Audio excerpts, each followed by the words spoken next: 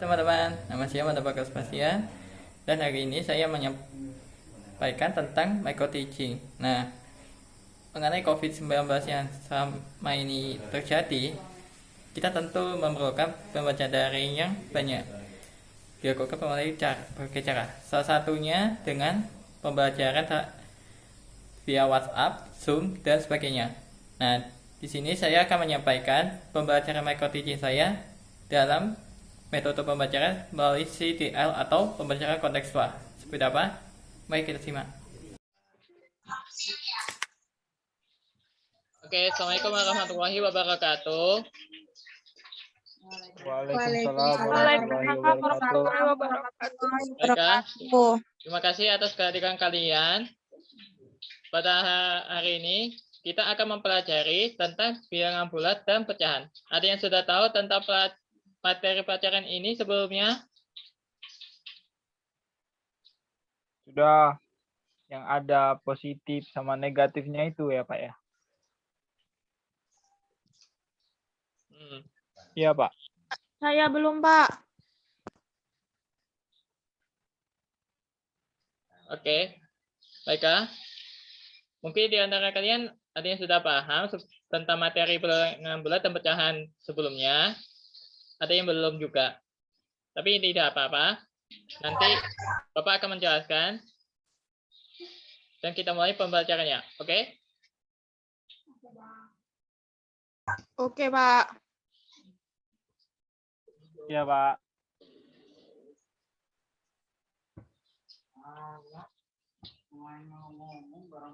Kira-kira kalian tahu tentang pizza? Atau kalau nggak tahu, roti? Tahu, Pak. Nah, Tahu Pak, enak kan Pak? untuk kalau kita bagikan, bisa atau roti kita potong menjadi beberapa bagian, dan masing-masing bisa mendapat bagian. Jadi, pizza atau roti ini merupakan salah satu konsep pecahan dalam kehidupan sehari-hari. Konsep pelajaran tentang pecahan. Oke, kita mulai sekarang ya. Baik, kita mulai dari bilangan bulat. Mungkin sebagian dari Anda sudah paham kalau bilangan bulat itu memang ada dua tipe. Ada yang positif dan ada yang negatif. Kalau 0, sudah ada kan? Ya Pak. Artinya 0 itu termasuk bilangan netral. Tidak ada yang positif dan tidak ada yang negatif. Betul? Iya Pak. Betul, Pak. Baik. Dalam penjumlahan bilangan positif, kedua yang dijumlahkan bisa menghasilkan positif atau negatif. Nah, yang menjadi negatif itu adalah kalau ada salah satu yang bilangannya negatif lebih besar. Sedangkan untuk pengurangannya, kita tahu kan, pengurangan adalah kebalikan dari penjumlahan. Nah, kalau bentuknya A kurang B, misalkan, bisa menjadi A tambah negatif B. Paham? Boleh kasih contohnya nggak, Pak? Oke, salah satu contohnya ada di sini. Oke, salah satu contohnya adalah 8 tambah negatif 3.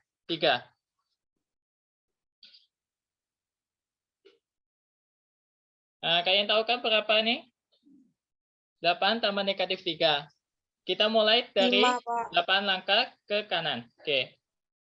Kemudian mundur 3 langkah. Jadi berapa hasilnya? 8 tambah negatif 3. 5, Pak. Oke. 5. Bagus. Ada kebalikannya.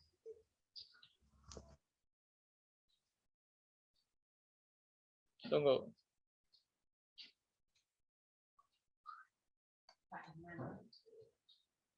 Oke, ini salah satu contohnya yang saya kemukakan. Saya ambil, yaitu 6 kurang negatif 10. Kalian harus tahu ya, kalau kurang angkanya dikurang dengan negatif, hasilnya menjadi Positif. oke. Jadi kita lihat dulu 6 kurang negatif 10. Negatif kali negatif akan menghasilkan tambah, sehingga 6 tambah 10 sama dengan 16. Sedangkan tipikal yang selanjutnya nih beda ya. Ini negatif 8 kurang 12. Negatif 8 tambah negatif 12 menjadi negatif 20. Jadi berarti semuanya ke kiri. Bisa dipahami? Bisa, Pak. Oke. Tapi ada satu kasus ya. Seandainya misalkan ya, saya kasih contoh 1 kurang 3. Berapa hasilnya? Negatif 2. Oke, karena apa tuh? Dari satu langkah ke kanan, langsung ke 3 langkah ke kiri, menjadi 2 langkah ke kiri itu. Baik. Selanjutnya ini, perkalian dan pembagian bilangan bulat nih akan apa? Berbeda. Selain 2 bilangan positif, ada juga yang bisa mempengaruhi terhadap antara positif dan negatif sama 2 negatif. Perkalian atau pembagian antara positif sama negatif menghasilkan negatif. Kalau 2 negatif, hasil perkalian atau pembagian menjadi Positif. oke. Ini ada salah satu contohnya. Perhatikan. Ini adalah negatif 4 kali 7. Kira-kira berapa kali? Berapa itu? Negatif 28. Oke. Kalau Bapak gantinya nih, positif 7 menjadi negatif 7, berapa? Apa, Pak? Boleh Kalau ulang, Pak? Bapak ganti 7 menjadi negatif 7, berapa? Negatif 4 kali negatif 7. 28, Pak. Bagus. Contoh lainnya. Ya, ini dia. Negatif 15 bagi 3. Kira-kira berapa? Negatif 5, Pak. Bagus. Negatif 5, Seandainya, ya, seandainya kalau 15 positif, sedangkan 3 negatif, hasilnya berapa pembagiannya? Tetap negatif 5.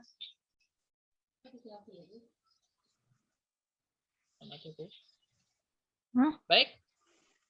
Nah, sekarang ini, kalau mengenai komutatif dan asosiatif, penjumlahan dan perkalian adalah yang paling menonjol. Lalu kenapa yang pengurangan sama pembagian tidak bisa?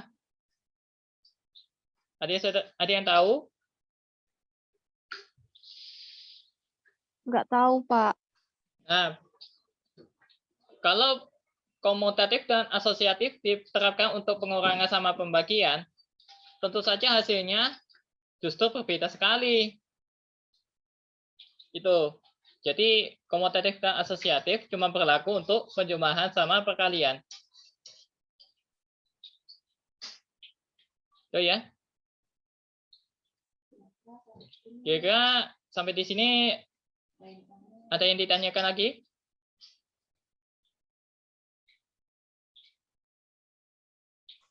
Tidak, Pak. Baikkah? Tidak, Pak. Oke. Nanti saya akan kasih soal dan saya bisa kirim via WhatsApp nantinya ya. Kalau udah siap. Oh ya, ada tambahan Baik, Pak. tentang operasi hitung campuran. Dalam penyelesaian operasi hitung campuran, kita harus melakukan beberapa hal.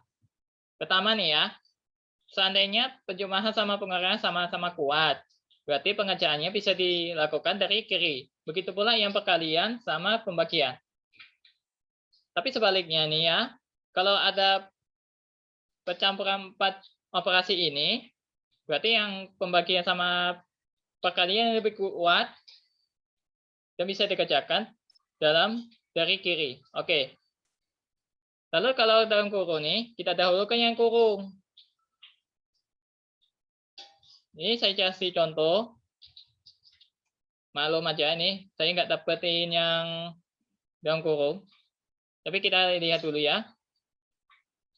12 kali 5 tambah 32 bagi 8. Perhatikan. Yang didahulukan itu adalah perkalian sama pembagian. Karena dua-duanya kuat. Sehingga bisa didapatkan 12 kali 5. Menjadi 60. Sedangkan 32 bagi negatif 8 menjadi negatif 4. Sehingga 60 tambah negatif 4 menjadi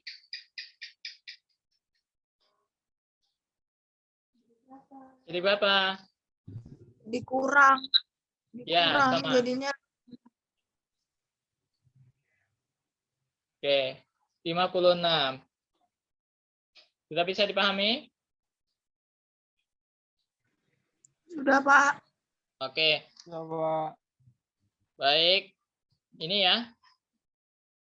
Sekarang yang kedua tentang KPK dan FBB. Kalian tahu singkatannya? KPK dan FBB. Kalau KPK, ada yang tahu? Kelipatan persekutuan terkecil. Nah, istilahnya nih ya. Terima kasih. Oke. KPK ini bisa diambil dari anggota terkecil dalam kelipatan persekutuan. Kalau FBB ini, yang bisa diambil adalah yang terbesar. Kalau contohnya, oke, contohnya di sini.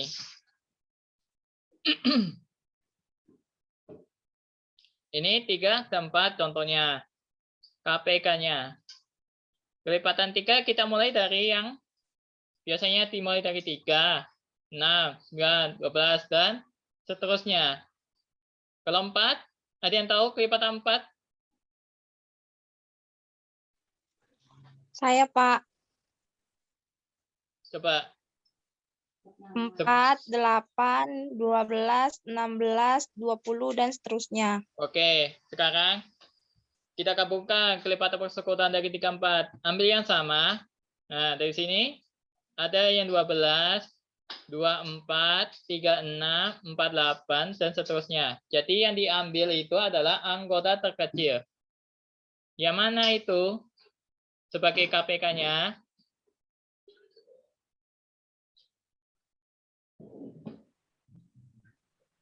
-12, Pak. Bagus.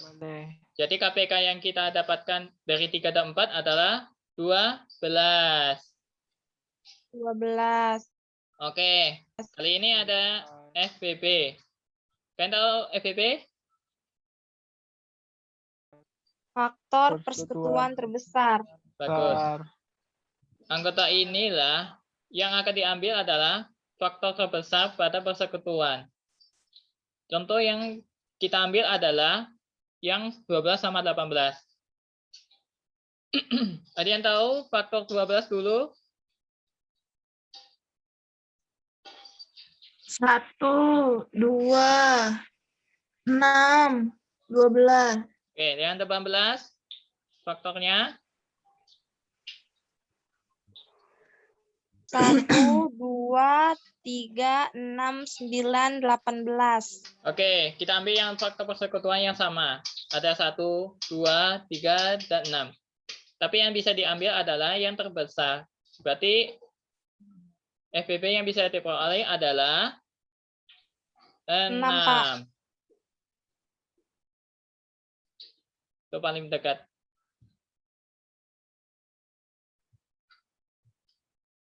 Oke, kalian tahu tentang pemangkatan? Tidak, Pak. Oke. Ya, Pak. biar saya jelaskan. Pemangkatan ini adalah perkalian yang biasa berulang-ulang. Bisa pangkat 2, pangkat 3, pangkat 4, dan seterusnya. Nah, kita lihat dulu. Untuk sembarang bilangan A, pemangkatannya bisa didefinisikan menjadi sebagai berikut. A pangkat M menjadi sama dengan A kali A kali A kali A, dan seterusnya sampai berapa? Sampai terbentuk dalam N faktor. Ya. Contohnya ini ya. Contoh tipikalnya adalah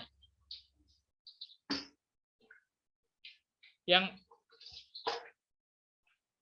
apa nih? 15 pangkat 2. Kira-kira bacanya bentuknya nih, berarti ini 15 dikalikan 2 kali.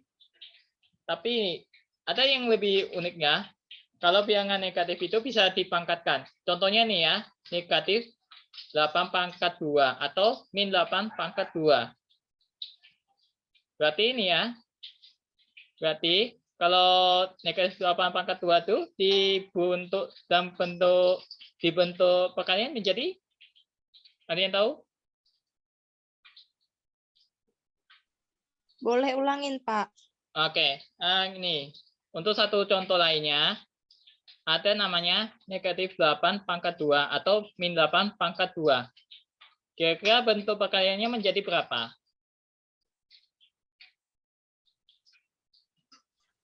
Negatif 8 dikali negatif 8. Oke, bagus. Terima kasih.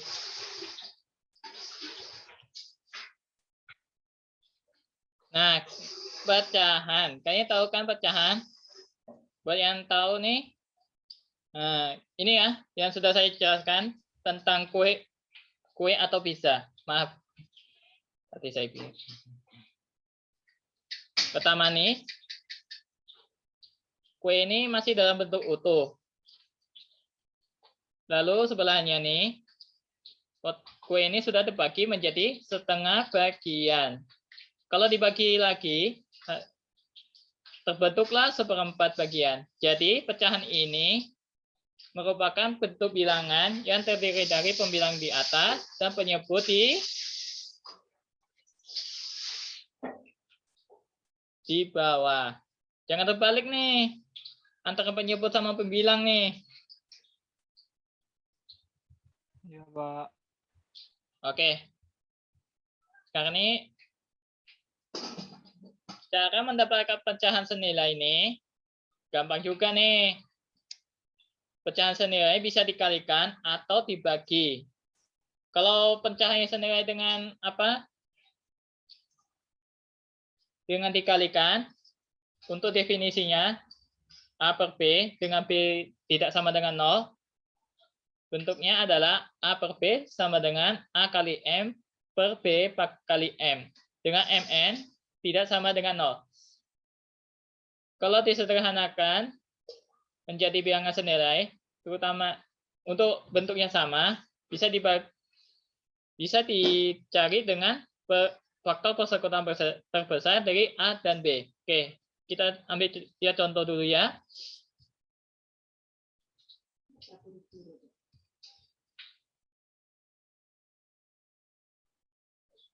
Contohnya nih, 4/8. Bisa disederhanakan? Bisa. Oke, kira-kira berapa itu? Berapa sederhananya 4/8? 1/2. FBB-nya 4 sama 8? Ada yang tahu?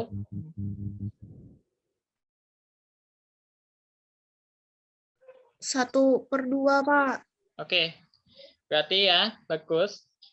Berarti 4/8 menjadi setengah. Disederhanakan. Oke, ini kalau pecahan campuran ini agak berbeda ya. Karena kenapa? Karena pembilangnya lebih dari penyebut. Misalnya aja 3/2, 73, atau 13/5. Kalau hasil pembagiannya gitu, terbentuklah pecahan campuran. Nah, kita lihat dulu ya. Ini dia 7/3. Cara mudahnya gini. 7/3 ini diuraikan dulu. 6/3 tambah 1/3. 6/3 menjadi 2. Lalu 1/3 tetap utuh. Hasilnya 2/3. Sudah bisa dipahami? Bisa, Pak. Nah, biar Bapak ulangi ya. Kalau pecahan campuran Pak, ini, boleh izin bertanya, Pak? bisa silakan. Siapa namanya? Sheila, Pak. Oke. Tentang apa? Kenapa itu diurainya harus 6/3? Oh, bentuknya. Kalau gini, ya Bapak jelaskan. Tadi itu ya, ada kelebihan 1. Artinya nih ya, kalau diuraikan lagi, 7/3 ini didapat dari 6 tambah 1. Dengan begitu, terbentuklah 6/3 tambah 1/3. Sudah bisa dipahami, Sheila? Oh ya, Pak. Makasih, Pak. Oke. Nah, sekarang nih ya, ada caranya juga nih. Kalau pecahan itu seandainya ada dalam bentuk negatif, itu artinya identik dengan bilangan bulat pada umumnya. Kita sudah mempelajari hal itu juga, bukan?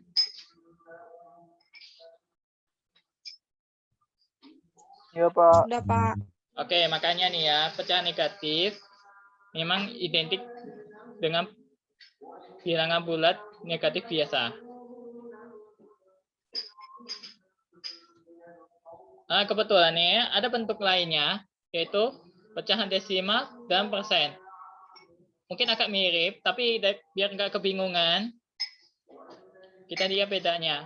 Pecahan desimal itu angka-angka dalam sebuah suatu bilangan masing-masing mempunyai arti begini. Ada yang ribuan, ratusan, puluhan, satuan. Contohnya ini ya, 2345,678. Lalu perhatikan nih ya, 2345 bilangan biasa. Lalu di belakangnya ada per seribuan, 678. Jadi disinilah mengapa pecahan desimal itu merupakan bilangan yang ditempatkan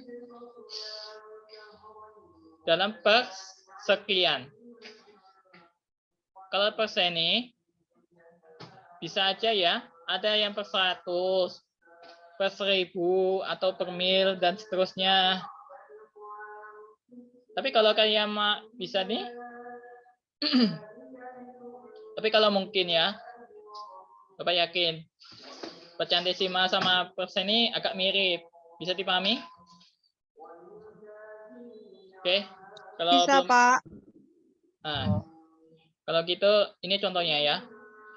Perhatikan, 4,67.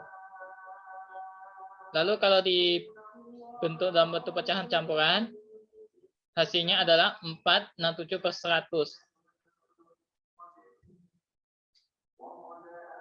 Lalu ada juga nih ya, ada yang lebih unik, 289 per sejutaan. 0,0-nya 4 kali 289. Menjadi 289 per sejutaan.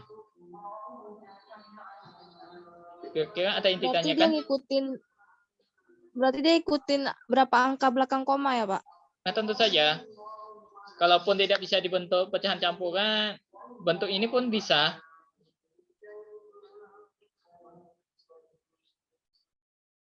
Bisa dipahami? Bisa, Pak. Oke. Lalu, nah, persen sama per mil nih, pecahan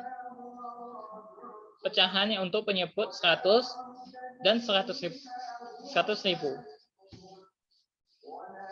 Berarti ya, persen bisa juga diartikan sebagai perseratusan dan per mil diartikan sebagai perseribuan. Untuk setiap pecahan A per B dengan B tidak sama dengan 0, kalau bentuk persen, hasilnya A per B kali 100%. Sedangkan kalau per mil, A per B kali 1000%. Bisa dipahami? Dan ada yang ditanyakan kalau begitu? Bisa, Pak. Oke. Sekarang nih ya. Operasi hitung pecahan ini agak berbeda dari bilangan bulat. Tapi ada hal yang perlu kita perhatikan dulu. Biar bisa dipahami ya nantinya. Oke. Penjumlahan dan pengangkatan pecahan ada langkahnya. Untuk kasus penyebut yang sama, kita langsung hitung dulu. Sedangkan kalau ada penyebut yang berbeda, tentukan dulu KPK-nya. Tentukan dulu KPK penyebut. Oke, salah satu contohnya di sini. 5/12 tambah 3/12. Ini karena sama-sama penyebutnya, kita langsung hitung menjadi 8/12 atau 2/3. Bisa dipahami, kawan-kawan? Bisa, Pak. Oke, Coba. untuk 1/6 tambah 7/8. Karena berbeda penyebutnya, kita hitung dulu KPK-nya. Oke, ketika penyebutnya 6 sama 8. Oke. Ada yang ditanyakan? Tidak, Pak. Oke, lanjut. KPK dari 6 sama 8 adalah 24. Baru kita hitung menjadi 1/4 tambah 3/21/24. Hasilnya adalah 4/25/24. Mengingat masih terlalu besar pembilangnya, kita sederhanakan lagi menjadi 5/24. Nah, kira-kira untuk hal ini ada yang ditanyakan? Tidak, Pak. Coba. Oke. Oke, kalau begitu perkalian pecahan. Bentuknya ini agak berbeda ya. Kalau cara hitungnya, untuk sembarang pecahan A per B dan C per D dengan B dan D itu tidak sama dengan 0, selalu berlaku A per B kali C per D sama dengan A kali C per B kali D. Oke.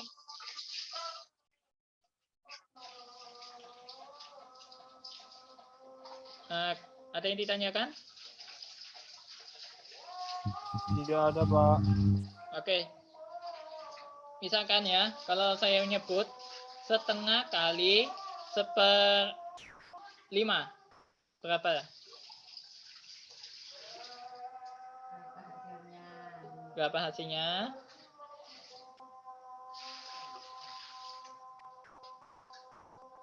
Apa?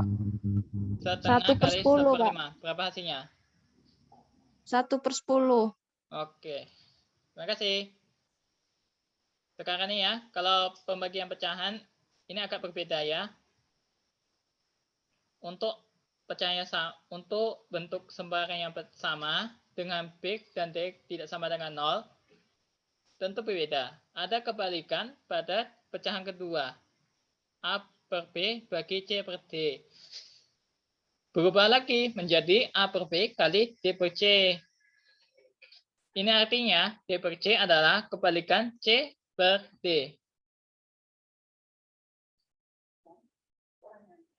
Ada salah satu contoh yang bisa kita lihat di sini. 3/4 bagi 5/6. Mengapa dibalik? Mengapa dibalik? Ya sesuai dengan prinsip. Sehingga didapatkan 18/20 atau 9/10. Bisa dipahami?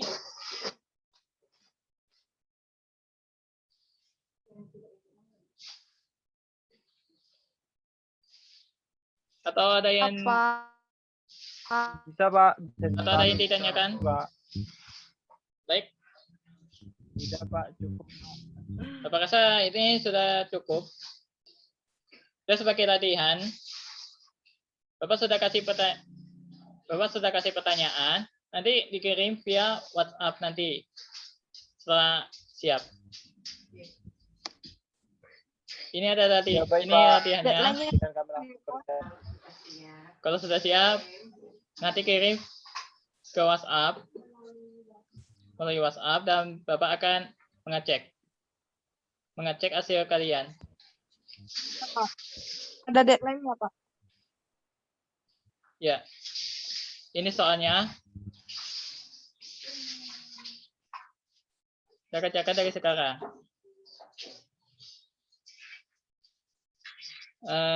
Mohon ya semua video dinyalain.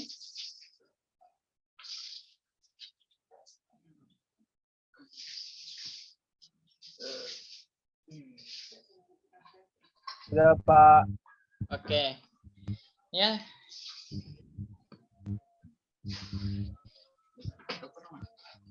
Ini soalnya dikerjakan terkirim melalui WhatsApp. Ya Bapak tunggu ya. Oke Pak. Siap Pak. Ya, Pak.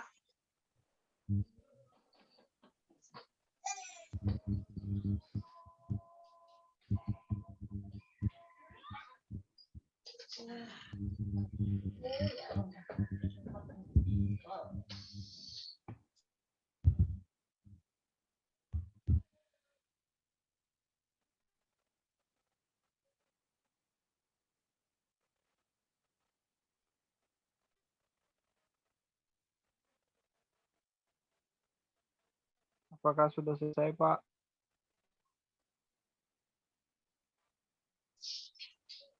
Ya.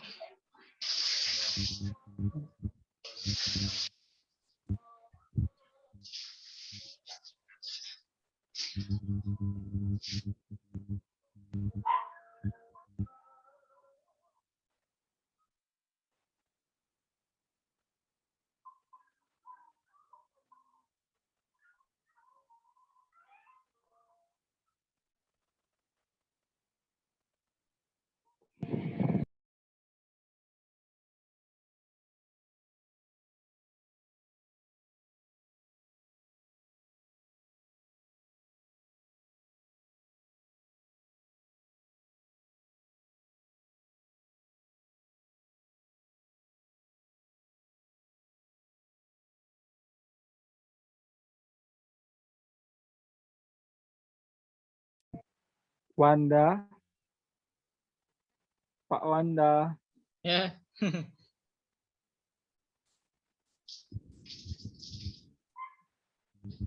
Ada yang Apakah sudah ini siap? sudah?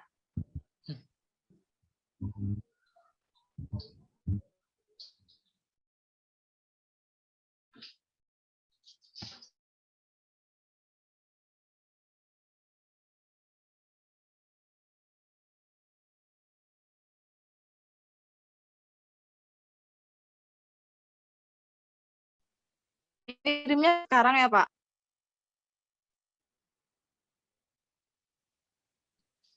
Boleh.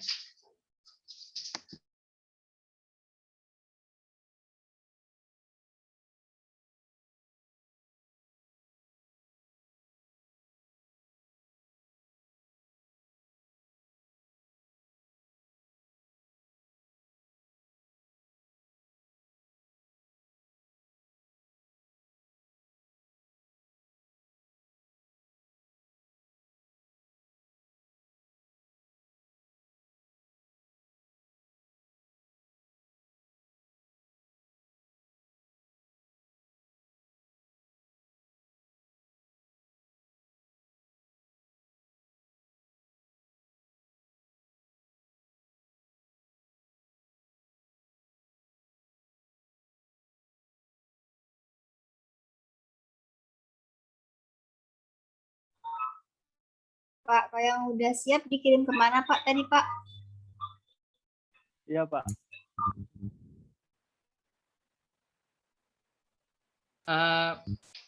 Kalau Pak? kalau hal kirimnya mungkin Diko bisa lah, soalnya masih kekurangan anggota loh. Cuman aku, Tommy sama Adisti, nggak masalah. Kirim di grup kelas pun nggak masalah. Iya, Pak, nanti dikirim. Izin mau foto, Pak. Iya, Pak, izin mau foto, Pak.